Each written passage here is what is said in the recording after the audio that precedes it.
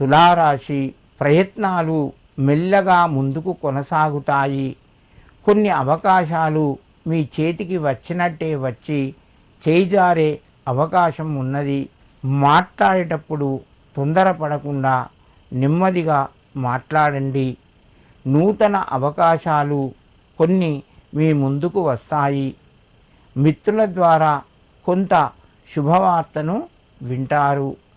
దూర ప్రయాణాలు కూడా చేయవలసిన అవసరం ఏర్పడుతూ ఉంటుంది.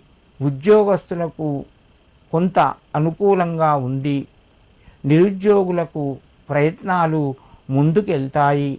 ఈ రాశివారు ఈరోజు గురు రాఘవేంద్రాయ నమః అని చెప్పి ఆ యొక్క రాఘవేంద్ర స్వామికి నమస్కరించుకొని మీ పనులు ప్రారంభించండి.